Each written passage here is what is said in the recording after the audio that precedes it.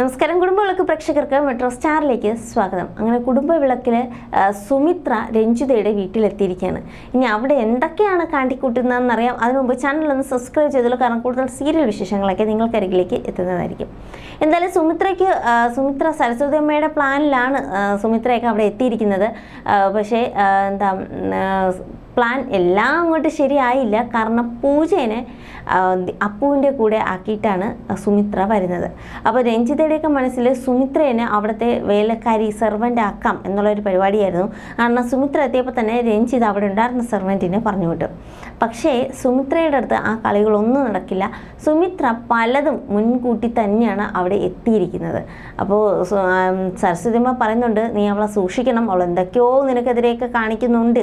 അപ്പോൾ സുമിത്ര ഒരു ചിരിയോടുകൂടിയാണ് സരസ്വതിയമ്മയ്ക്ക് അതിന് മറുപടി കൊടുക്കുന്നത്. രഞ്ജിതയാണ് സൂക്ഷിക്കേണ്ടത്, ഞാൻ പലതും റെഡിയാക്കിയിട്ടാണ് ഇങ്ങോട്ട് വന്നിരിക്കുന്നത്. അത് കേൾക്കുമ്പോൾ തന്നെ നമുക്കറിയാം ഇനി എല്ലാ രഹസ്യങ്ങളും ഇവിടെ നിന്നുകൊണ്ട് സുമിത്ര ചുരുളായിരിക്കും. വളരെ കുറച്ച് ദിവസം ഇവിടെ ഉള്ളൂ. പക്ഷേ സരസ്വതിയമ്മ അത് നീട്ടാനുള്ള എല്ലാ പരിപാടിയും കാണുന്നുണ്ട്. എന്തായാലും രഞ്ജിതയ്ക്കൊപ്പം നിന്നിട്ട് ഇതൊരുമാതിരി രഞ്ജിതയെ തേക്കുന്ന പണിയായിപ്പോയി. സുമിത്രയെ എനിക്ക് വലിയൊരു ഉപകാരമായി തീർന്നിരിക്കുകയാണ് സരസ്വതിയമ്മ.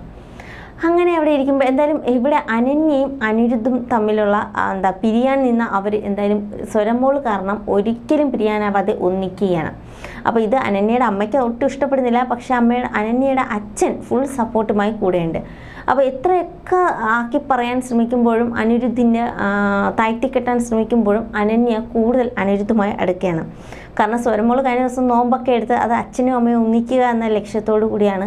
ഏതൊരു മക്കളുടെ ആഗ്രഹമായിരിക്കും അച്ഛനും അമ്മയും ഒരുമിച്ച് അവരുടെ കൂടെ ഉണ്ടാകുക എന്നുള്ളത്. അത് തന്നെയാണ്. സ്വരമോൾ വളരെ കുഞ്ഞാണ്. അപ്പം ആ കുഞ്ഞു മനസ്സിൽ എപ്പോഴും അച്ഛനും അമ്മയോടുമുള്ള ആ ഒരു വാത്സല്യം തന്നെയായിരിക്കും. അപ്പോൾ അത് തന്നെയാണ് സ്വരമോൾ ഇവിടെ കൊണ്ടുവന്നതും. അച്ഛനും അമ്മയും എപ്പോഴും ഒരുമിച്ച് ഇരിക്കണം എന്നൊരാഗ്രഹമായിട്ടാണ് ആ ഒരു ഭക്ഷണം കഴിക്കാതെ ആ ഒരു വ്രതം എടുത്തത്. പക്ഷെ ആ വ്രതം പൂർത്തിയാക്കാനായില്ലെങ്കിലും അനന്യ സ്വരമോൾക്കൊരു സന്തോഷകരമായിട്ടുള്ള ഒരു വാർത്തയാണ് കൊടുക്കുന്നത്.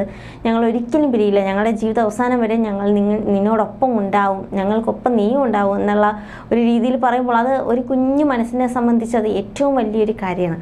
അപ്പോൾ അതാണ് ഇവിടെ വളരെ സന്തോഷകരമായിട്ട് വന്നിരിക്കുന്നത്. എന്തായാലും അനിരുദ്ധും സുമിത്രയൊക്കെ ഒന്നിക്കേണ്ട സമയം എത്താറായിരിക്കുകയാണ്. സ്വരമോൾ വഴി എന്തായാലും സുമിത്രയുടെ ഫോട്ടോ എന്തായാലും സ്വരമോൾ കണ്ടതാണ്. അപ്പോൾ ടീച്ചർ അമ്മയെന്ന് പറയുമ്പോൾ അത് മാറ്റി വിട്ടു കൊടുക്കുന്നത് ഈ മുത്തശ്ശിയും കൂടിയാണ് അങ്ങനെ ഒരു പ്ലാൻ തയ്യാറാക്കിയത്. പക്ഷേ സ്വരമോൾ എത്ര നാളത് പറയാതിരിക്കും? എന്നെങ്കിലും ഒരു ദിവസം ടീച്ചറമ്മയെ കാണുമ്പോൾ ടീച്ചറമ്മയോടാണെങ്കിലും പറയാനുള്ള സാധ്യതയുണ്ട്. എൻ്റെ അച്ഛമ്മ ടീച്ചറമ്മ പോലെയാണ്, അച്ഛൻ്റെ പേര് അനിരുദ്ധ്, അമ്മയുടെ പേര് അനന്യ. ഇതൊക്കെ കേൾക്കുമ്പോൾ തന്നെ ഒരുപക്ഷെ സുമിത്രയ്ക്ക് കാര്യം പിടികിട്ടും. അപ്പോൾ സുമിത്രയും സ്വരമോളും ഇനിയുള്ള ഒരു കൂടിക്കാഴ്ച വരേണ്ടിയിരിക്കുന്നു. അല്ലെങ്കിൽ സ്വരമോൾ തന്നെ ടീച്ചറമ്മയുടെ എല്ലാ കാര്യങ്ങളും അനിരുദ്ധിനോടും അനന്യയോടും തുറന്നു പറയേണ്ടിയിരിക്കുന്നു.